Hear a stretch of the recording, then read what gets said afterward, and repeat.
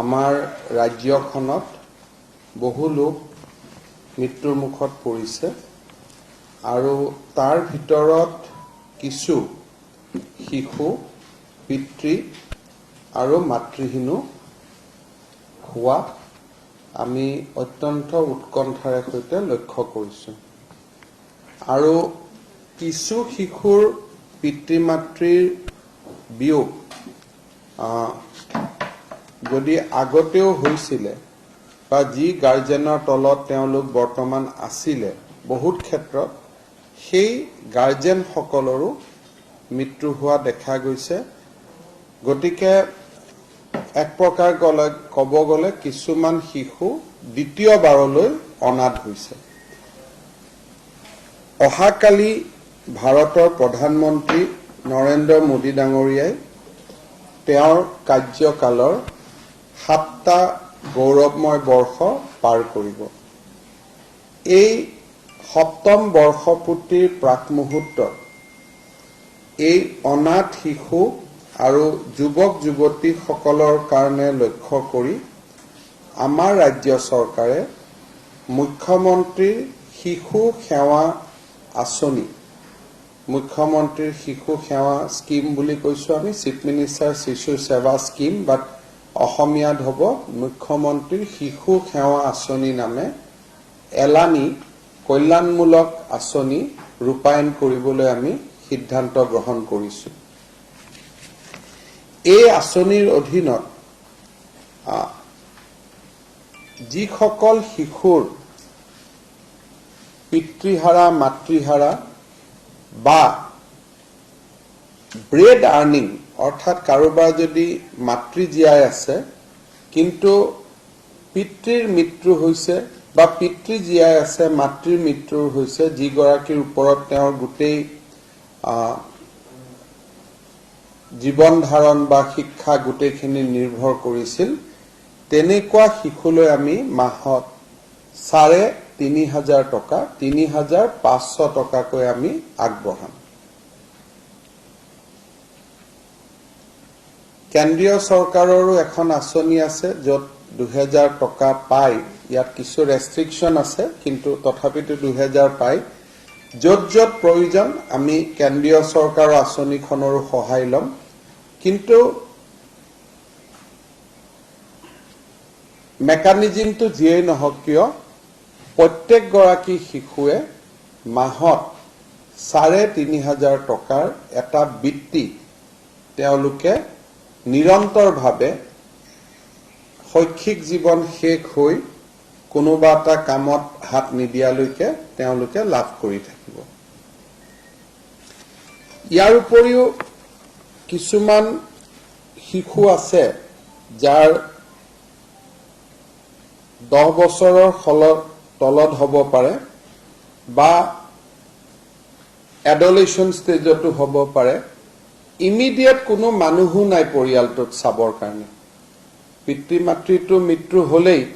কিন্তু কোনো নিয়াৰ ফেমিলি নাই নিয়াৰ গাৰ্জেন নাই আৰু এক্সটেন্ডেড ফেমিলিৰ কোনো সাপোৰ্ট নাই একেবাৰে নিৰাশ্ৰয়া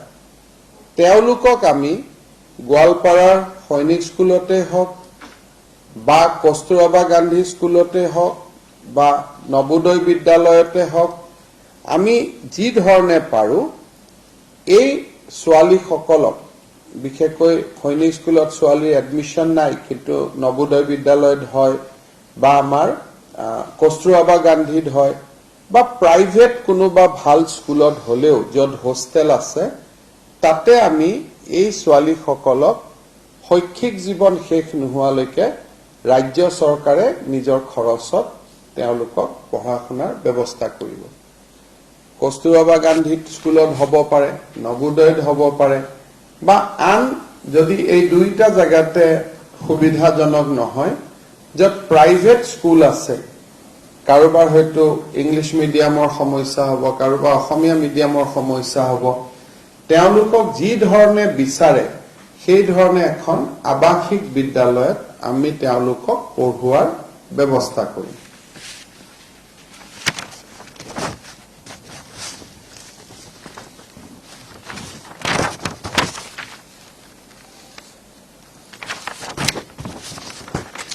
এনেকুৱা কিছুমান ছোৱালী থাকিব বা এই ছোৱালীখিনিয়ে ডাঙৰ হ'ব বা এনেকুৱা কিছুমান ছোৱালী আছে যে আজি স্কুল কলেজত নাই কিন্তু বিয়াৰ সময় হৈছে বা এওঁলোক বিবাহিত পৰ্যায়লৈ যাবগৈ যদি এনেকুৱা ছোৱালীৰ বিবাহযোগ্য বয়স বা বিবাহ ঠিক হয় আজি ঠিক হওক বা ভৱিষ্যতে ঠিক হওক চৰকাৰে অৰুন্ধতী আঁচনিৰ 1 তোলা সোণৰ উপৰিও আৰু 50,000 টকা বিয়াৰ বাবে তেওঁলোকক মঞ্জুৰি কৰিব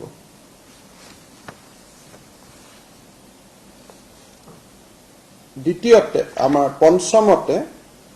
যিমানবিলাক এই ঘাট মাওৰা বা মাওৰা হৈ যোৱা ল'ৰা ছোৱালী থাকিব সকলোকে স্কুলত বা কলেজত পঢ়িবৰ কাৰণে আমি একোটাকৈ ল্যাপটপ দিবৰ বাবে সিদ্ধান্ত লৈছো যিমানে স্কুল বা কলেজত যাব নবোদয় বিদ্যালয়তে আমি দিলু বা গাঁৱৰ স্কুলতে পঢ়িব বা কলেজত পঢ়িব তেওঁলোকৰ যাতে শিক্ষা গ্ৰহণ প্ৰক্ৰিয়াটো খুব ভাল হয় তাৰ বাবে সকলো এটা ল্যাপটপ বা কম্পিউটাৰ এটা পাব যোনে যি ধৰণে বিচাৰে আৰু ফাইনালি এই শিশুসকলক আমি ভকেশন বেস কিবা এটা স্কিল এডুকেশন আমি দিয়াৰ ব্যৱস্থা কৰিম যাতে এই কামখিনি আমি সুন্দৰভাৱে শেষ কৰিব পাৰো আৰু এই কামখিনি চাবৰ কাৰণে আমাৰ যেটো চিলড্ৰেন কমিশন আছে আমাৰ যেটো শিশু আমাৰ আয়োগ আছে তেওঁলোকক আমি দায়িত্ব দি দিম যাতে তেওঁলোকে গুটেইখিনি এই গুটে আঁচনিখিনিৰ ইমপ্লিমেন্টেশনখিনি খুব ভাল কৰি চাব পাৰে গতিকে আকৌ এবাৰ মই কৈছো যে যিসকলে পিতৃ মাতৃৰ মৃত্যু হলেও ঘৰত গাৰ্জেন আছে এক্সটেন্ডেড ফেমিলি আছে খুৰাক বৰদেউতাক মামাকৰ লগত থাকিব তেওঁলোকে মাহত 3,500 টকা পাব যাৰ একো ব্যৱস্থা নাই এক্সটেন্ডেড ফেমিলি সাপোৰ্ট নাই তেওঁলোকক আমি ৰেসিডেন্সিয়েল স্কুল এখনত পঢ়ুৱাৰ আমি ব্যৱস্থা কৰিম তৃতীয়তে এই ছোৱালী যিসকল ছোৱালী আছে এইটো ক্যাটেগৰীত পৰে বিবাহৰ বয়স হৈছে তেওঁলোক বিয়া হ'ব আজি বা 5 বছৰ পিছত তেওঁলোকে 1 তোলা সোণ পাব আৰু 50,000 টকা বিয়াৰ খৰচ পাব তেওঁলোকক এই লৰা হক ছোৱালী হক তেওঁলোকক এটা আমি ভকেশন বেস এডুকেশন দিম কাৰোবাক নাৰ্স পঢ়ুৱাম কাৰোবাক আন ধৰণৰ ল্যাবৰেটৰী টেকনিশিয়ান পঢ়ুৱালো যোনে লিড টু এমপ্লয়মেন্ট হ'ব পাৰে তেনেকুৱা ধৰণৰ আমি এটা কোৰ্স পঢ়ুৱাম আৰু ফাইনালি এই গুটেই লৰা ছোৱালী সকলক স্কুল বা কলেজত যাই ভাল কৰি পঢ়া শুনা কৰাৰ কাৰণে আমি একোটাকৈ কম্পিউটাৰ বা ল্যাপটপ আমি দিম এইখিনি খামৰি মুখ্যমন্ত্ৰীৰ শিশু সেৱা আঁচনি নামে এখন আঁচনি আমি আৰম্ভ কৰি মহাকালিৰ পৰা প্ৰধানমন্ত্ৰী নৰেন্দ্ৰ মোদী ডাঙৰীয়াৰ এনডিএ চৰকাৰৰ 7ম বৰ্ষপূৰ্তিত এই আঁচনিখিনি মই আপোনালোকৰ আগত দাঙি ধৰিছো অহাকালি দিনটো চৰকাৰৰ ফালৰ পৰা নহয় ভাৰতীয় জনতা পাৰ্টিৰ তৰফৰ পৰা আমি মোদী ডাঙৰীয়াৰ 7ম বৰ্ষৰ পূৰ্তিত 10,000খন গাঁৱত বা বিভিন্ন অৰফেনেজ হওক বৃদ্ধাশ্ৰম হওক এইসমূহক সামৰি সেৱাই সংগঠনৰ কাৰ্যসূচীও আমি আৰম্ভ কৰিম সো তাৰ লগত সংগতি ৰাখি এই মুখ্যমন্ত্ৰীৰ শিশু সেৱা আঁচনিখনো আজি আমি আৰম্ভ কৰিব খুজিছো আপোনালোকে যদি কিবা বুজি পোৱা নাই বা বুজিবলগীয়া কথা আছে মোক সুধিব পাৰে এই গুটেইখন implement social welfare department education department তেওঁলোকে জয়েন্টলি কৰিব আৰু আমাৰ যেটো আমাৰ কি বুলি কয় চাইল্ড প্ৰটেকশন যেটো আমাৰ আয়োগ আছে তেওঁলোকে এই আঁচনি কেইখন যাতে কৰিছে নে নাই তাৰ তীক্ষ্ণ দৃষ্টি ৰাখিব কাৰণ আজিতো নহয় এখন 5-10 বছৰলৈকে চলি থাকিব কিছু কাম সোশ্যাল ওয়েলফেয়াৰ ডিপাৰ্টমেন্টে কৰিব কিছু কাম এডুকেশনে কৰিব কম্পিউটাৰটো এবাৰত দি দিব, সেইটো শেষ হৈ যাব। কিন্তু ৩,৫০০টো পাই থাকিব লাগিব।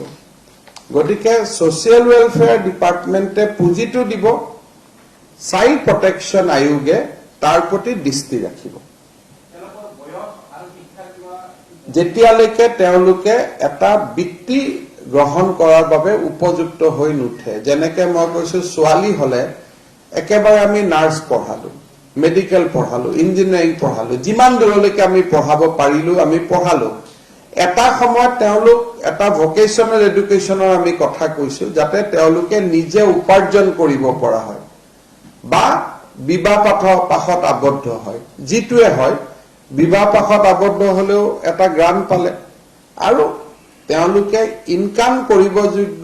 কৰিব পৰা পৰিৱেশটো নহালৈকে চৰকাৰে হয় বিনামূলীয়াকৈ হোষ্টেলত ৰাখিব বা ৩,৫০০ টকা কৰি মাহত বৃত্তি দিব। যদি ঘৰত ছাপোৰ্ট চিষ্টেম আছে, ঘৰতে থাকিব, আমি ৩,৫০০ টকা দিম মাহত। আৰু বোলে নহয় মোৰ কোনো নাই, তেতিয়াহ'লে আমি তেওঁলোকক পঢ়া শুনোৱাৰ ব্যৱস্থা কৰিম।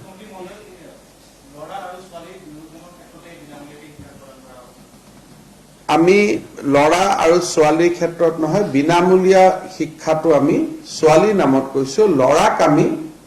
৩,৫০০ টকা স্কলাৰশ্বিপৰ কথা কৈছো। কিন্তু ল'ৰাৰো যদি ইমিডিয়েট কোনো নাথাকে, তেতিয়াহ'লে অবভিয়াছলি ছোৱালীৰ লগতে ল'ৰাকো সেইটো সুবিধা আমি দিব লাগিব।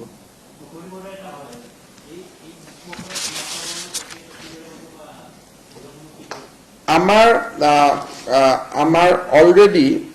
একচুৱেলি আমি স্কিমখনত কৈছো, আপোনালোকে পালে, চিলড্ৰেন বিল' 10 years বুলি কৈছো। চিলড্ৰেন মানে তাত ল'ৰা ছোৱালী নাথাকে, খালি এডলেশ্যন গাৰ্লছৰ ক্ষেত্ৰত যদি যৌৱনপ্ৰাপ্ত যুৱক হয়, এইটো আঁচনি আমি ৰখা নাই, কিন্তু মই ভাবিছো ৰাখি দিয়াই ভাল। মই এইটো কৰি দিম একেলগে। হয়, এইটো দুইজনকে কৰি দিম। এইটো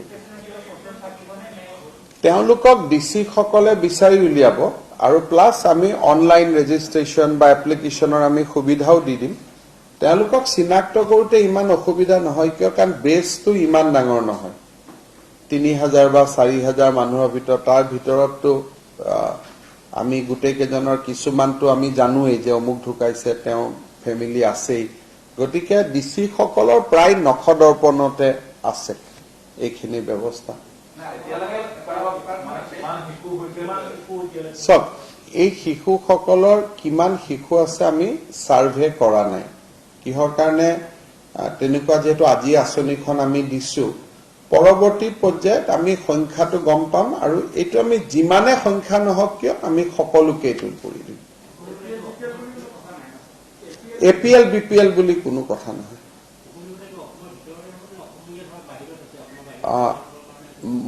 যদি কোনোবা অসমীয়া বা অসমৰ বাসিন্দা বাহিৰতো মৃত্যু মানে অনাথ হৈছে, ডেফিনেটলি আমি সুবিধাখিনি দিম। খালি কথাটো হ'ল যে দিল্লীৰ স্কুলখনত আমি পঢ়ুৱাৰ সুবিধা কৰি দিব নোৱাৰিম। স্কুলখন অসমৰ ভৌগোলিক পৰিসীমাৰ ভিতৰত হ'ব লাগিব। কোনো অসুবিধা নাই, আমি কৰি দিম। এইটোত APL BPL গভৰ্ণমেণ্ট চাৰ্ভেণ্ট আমি একো ইয়াত ডিফাৰেন্স ৰাখা নাই। It is a scheme for everybody.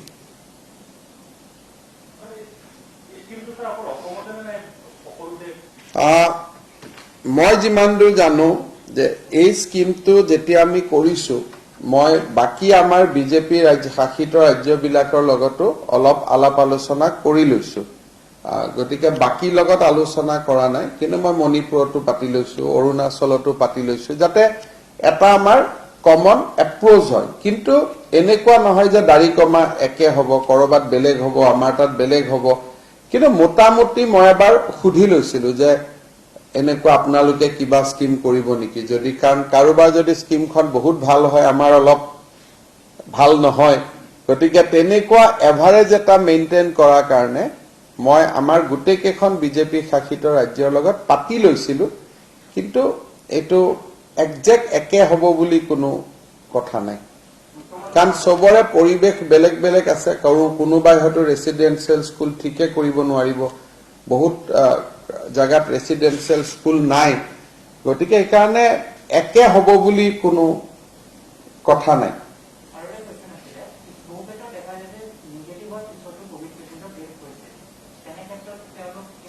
সব যদি কোভিড ৰিলেটেড হৈ পিছত ডেড হৈছে আমি সামৰি ল'ব পাৰিম ইমান এখন স্কিমত ইমান ধৰা বন্ধা কথা একো নাই পোস্ট কোভিড ডেথো যদি 3 মাহ 4 মাহৰ ভিতৰত হৈছে বা আমি এটা টাইম দি দিব পাৰিম যে 6 মাহৰ ভিতৰত হৈছে যদি পাব মুখ্যমন্ত্ৰী মহোদয় সমাজ কল্যাণ বিভাগৰ অন্তৰ্গত শিশু অধিকাৰ সুৰক্ষা বুলি আপোনালোকৰ এটা বিভাগ আছে গোটেই অসমত জিলাসমূহত আছে আৰু তেওঁলোকে নিৰ্যাতিত শিশুসকলক চিনাক্ত কৰি বিভিন্ন শিশু বিভাগ তেওঁলোকে ৰখাৰ ব্যৱস্থা কৰি আহিছে তেনে শিশুসকলক এই আঁচনিখনৰ ইয়াত কোভিডৰ লগতো সম্পৰ্ক নাই আমি আজি গোটেই আলোচনাটো কোভিড-19ৰ সম্পৰ্কীয়হে আলোচনা বাকি আন আলোচনা আমি ইয়াত আনা নাই যদি তেনেকুৱা কিবা কৰিবলগীয়া কাম আছে ডিপাৰ্টমেণ্টে ৰেগুলাৰলি চাব কিন্তু আজিৰ এই আঁচনিখন only related to the COVID-19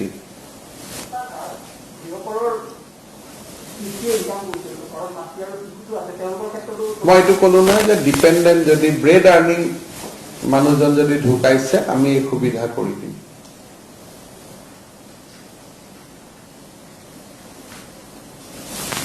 মই এবাৰ গাই দিওঁ গোটেইখিনি আৰু এবাৰ যাতে সামাৰি হৈ যায় যিসকল শিশু অনাথ হ'ল বা উপাৰ্জনকাৰী পিতৃৰ মৃত্যু হ'ল ব্ৰেড আৰ্নিং মুখ্য ব্যক্তিজনৰ যদি মৃত্যু হ'ল তেতিয়াহ'লে আমি তেখেতসকললৈকে শিশুসকলক মাহত ৩৫০০ টকা দিয়াৰ ব্যৱস্থা কৰিম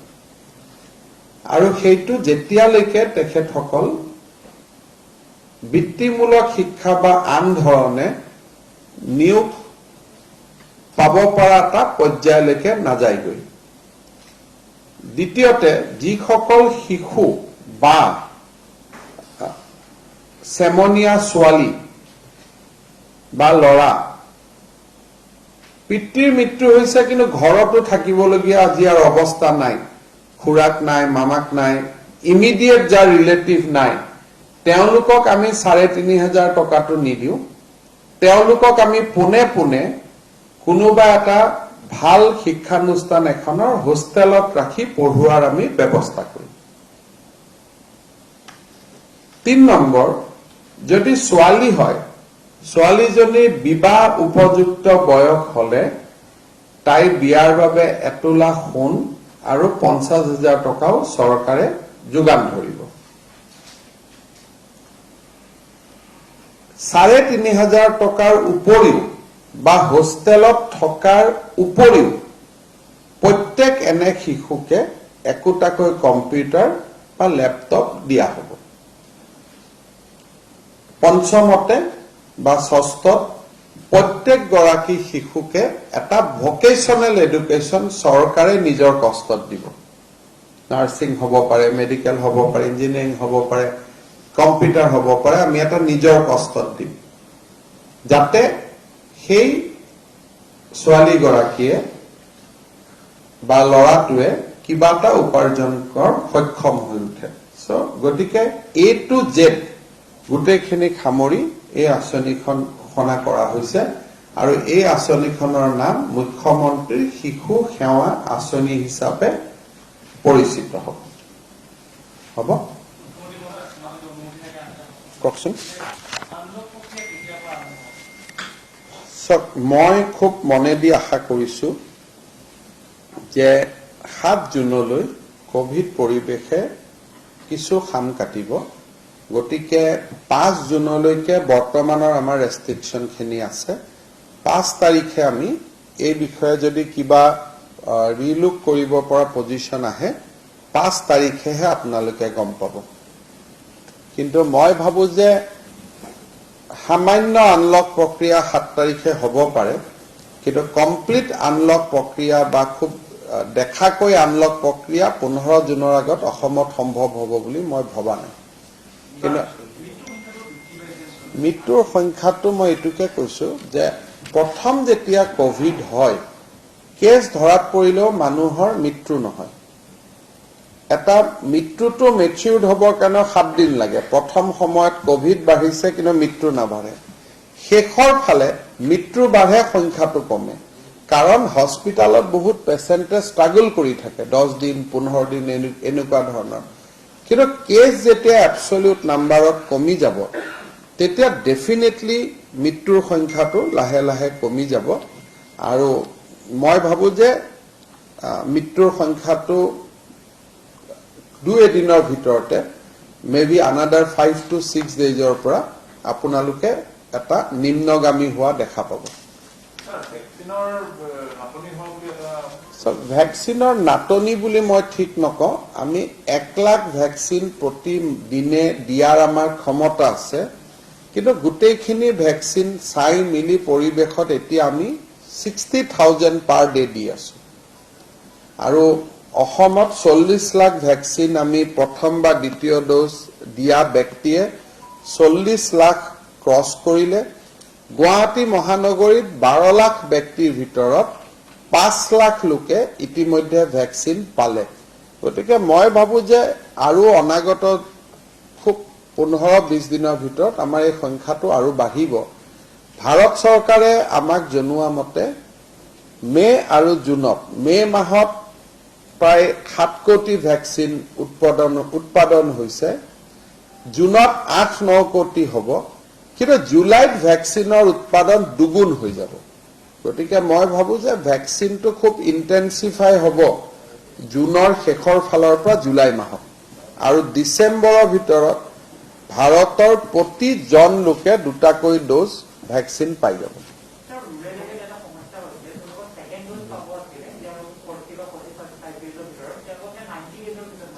সেইটোৱে নিয়ম ভাৰত চৰকাৰৰ যিখন লেটেষ্ট গাইডলাইন সেই গাইডলাইনখন মতে কোভিশিল্ড আগতে মই 45 দিনত লৈছিলো আগতে 28 দিন আছিল এতিয়া নতুন সাৰ্কুলাৰ মতে 3 মান্থস 3 মাহত কোভ্যাক্সিন হলে 28 ৰ পৰা 42 দিনৰ ভিতৰত এটা গুৱাহাটীত বহুত মানুহে কোভ্যাক্সিন লৈ সেকেন্ড ডোজটো পোৱা নাই আমাক টুইট কৰি আছিলে অহা কালিৰ পৰা সেকেন্ড ডোজ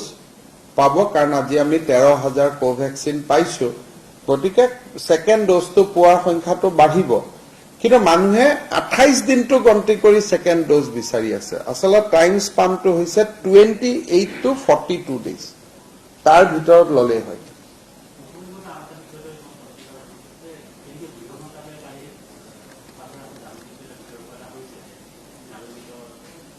মই পঢ়া নাই আৰু পিছত এই বিষয়ে কথা পাতিম নাগালেণ্ডৰ মুখ্যমন্ত্ৰী ডাঙৰীয়াই মোক চিঠি এখন লিখিছে আৰু তাৰ উত্তৰটো মই কালি দিম দিয়াৰ পিছত তাৰ প্ৰতিলিপি আপোনালোকে পাব কিন্তু আমাৰ অসমৰ সীমান্ত উন্নয়ন মন্ত্ৰী অতুল বৰা ডাঙৰীয়া নাগালেণ্ডৰ মুখ্যমন্ত্ৰীকে আদি কৰি নাগালেণ্ড চৰকাৰৰ লগত ঘনিষ্ঠ যোগাযোগ অব্যাহত ৰাখিছে যাতে স্থিতিটো নিয়ন্ত্ৰণৰ বাহিৰত নাযায় আৰু অতুল বৰা ডাঙৰীয়াই কালি দিনত প্ৰায় 2-3 বাৰ নাগালেণ্ডৰ মুখ্যমন্ত্ৰী ৰিঅ ডাঙৰীয়াৰ সৈতে কথা পাতিছে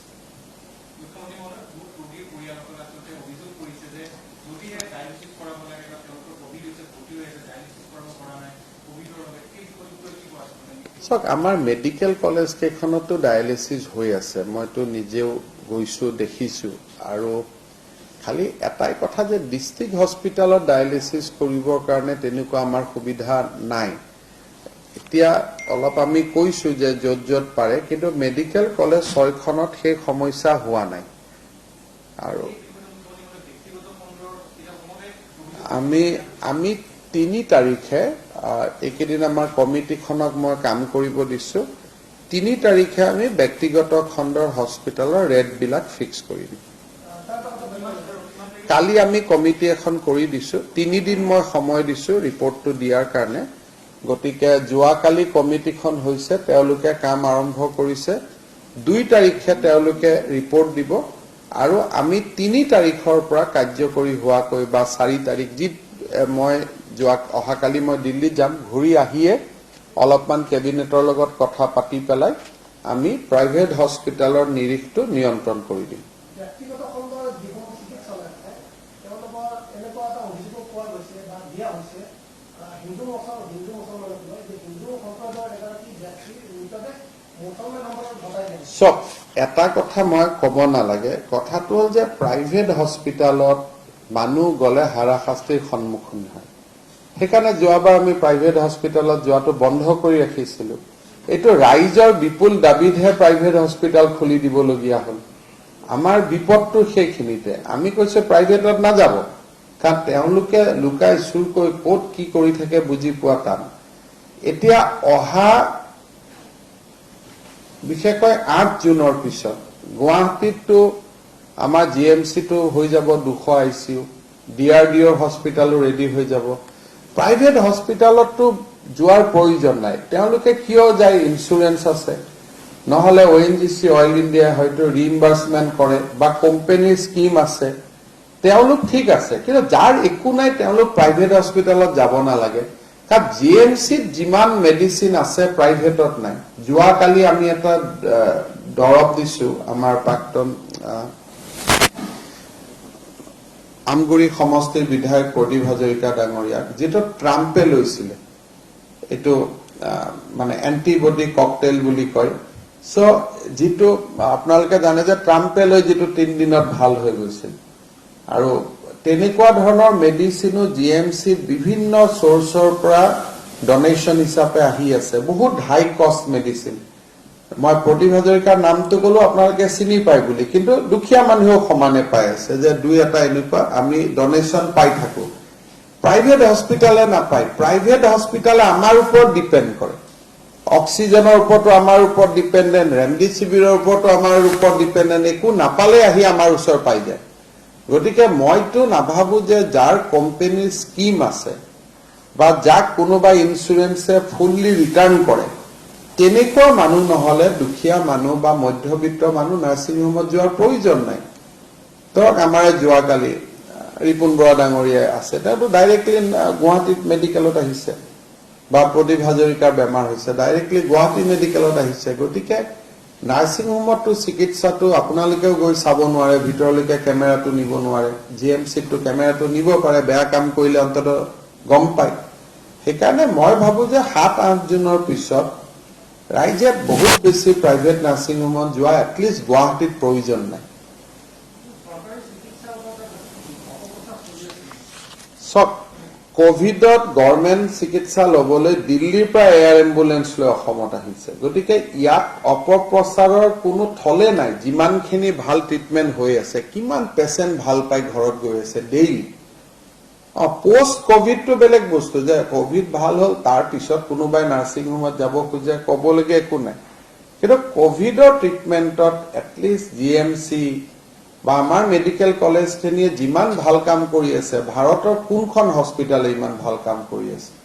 যিকোনো হস্পিটালৰ মৰ্টেলিটি দাদা আপোনালোকে কম্পেয়াৰ কৰক আমাৰ হস্পিটালৰ ডাটা বহুত বেছি ভাল হ'ব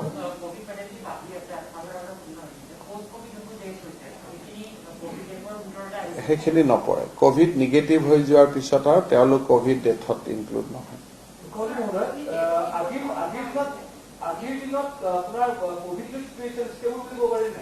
ভাললৈকে আহি আছে এভৰি ডে উন্নত হৈ আছে পৰিৱেশটো আপোনালোকেতো আমাৰ টুইট বিলাক চায়ে থাকে যেনেকে গুৱাহাটীত এতিয়া আপোনাৰ মনত আছে 1600 হৈছিলে 1600ৰ পৰা 500 হ'ল 1100 কমিলে গতিকে ডেফিনেটলি ইম্প্ৰুভিং বুলি ক'ব লাগিব অসমত 6500 আছিলে যোৱাকালি 5400 কিমান গতিকে 1000 অসমত কমিছে সেইকাৰণে মই ভাবো যে কোভিডৰ পৰিস্থিতি উন্নত হৈছে কিন্তু 7 জুনৰ আগত আমি ডাইৰেক্টলি ক'ব নোৱাৰো পজিটিভিটি 4.5% লৈকে নামিছে কিন্তু 2-3 ভিতৰত সোমালেহে ক'ব পাৰিম যে এইটো নিয়ন্ত্ৰণত আহিছে ডেথ অডিট বোৰ্ডে ডেইলি কাম কৰি আছে একদম সৰু সৰু প্ৰশ্নখিনি আপোনালোকে স্বাস্থ্য মন্ত্ৰীক কৰিব লাগিব কাৰণ মই ডে টু ডে কথাখিনি মোৰ হাতত নাথাকেও কিন্তু জেনেৰেলি যিখিনি মই ভাবো যে 3 তাৰিখে প্ৰাইভেট হস্পিটালৰ ৰেট ফিক্স হ'ব আৰু মইতো সদায় প্ৰিফাৰ কৰো যে ট্ৰিটমেন্ট মেডিকেলত গুৱাহাটীৰ যিকোনো নাৰ্ছিং হোমতকৈ আমাৰ ট্ৰিটমেন্ট ভাল খুব বেছি নাৰ্ছিং হোমত আৰু ব্ৰেকফাষ্ট লাঞ্চটো অলপ পেকেট কৰি ধুনীয়া কৰি দিয়ে বহুত মানুহে এইটো কাৰণে ভাল পায় কিন্তু আদাৰৱাইজ ট্ৰিটমেন্ট আমাৰ তাতে ভাল মুখ্যমন্ত্ৰীমহোদয় যিখিনি মানুহ ICUত আছে কোভিড হৈ বা হস্পিটেলত আছে তেওঁলোকৰ পৰিয়ালৰ লোকে কোনো ধৰণৰ খবৰ নাপায় বুলি অভিযোগ কৰি আছে সব খবৰ মানে এনেকুৱা যে কি খবৰ দিব কওক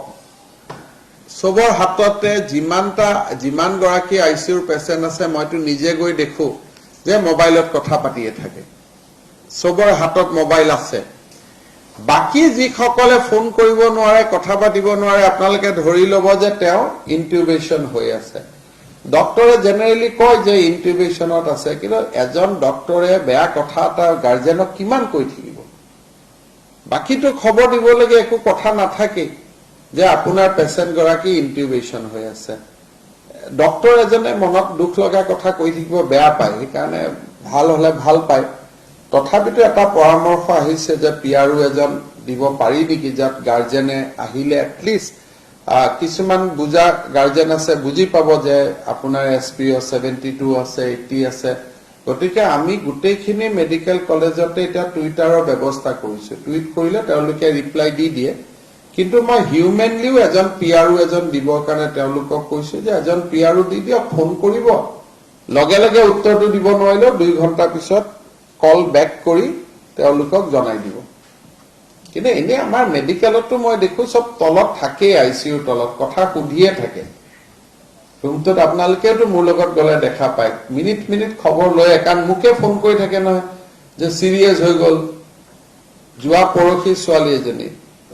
দেউতাকৰ সিৰিয়াস হল মুক ফোন কৰিছে দাদা মোৰ দেউতাৰ সিৰিয়াস হৈ গল ICUত লৈ গৈছে তাৰমানে ডাৰৰ বাতৰি দাৰে পাই থাকে এনেকুৱা নহয় যে নাই কিন্তু দুই এজন তাকে কয় আৰু কিন্তু উৎকণ্ঠা থাকে নহয় টেনচনৰ কাৰণে কৈ থাকে আসলে ডক্টৰে কথা নাপাতিলে পেচেণ্টে বেয়া পায় যে ডক্টৰে উত্তৰ দিয়া নাই ডক্টৰ সকলেও হিয়ত তেওঁলোকৰ আকৌ এটা মানসিক টেনচন বহুত বেছি হৈ থাকে সদায় মৃতদেহ বিলাক দেখি থাকিব লাগে দুই এজন ডক্টৰটো ব্ৰেকডাউন হৈ গৈছে যে স্যাৰ ইমান ডেড বডি চাব নোৱাৰি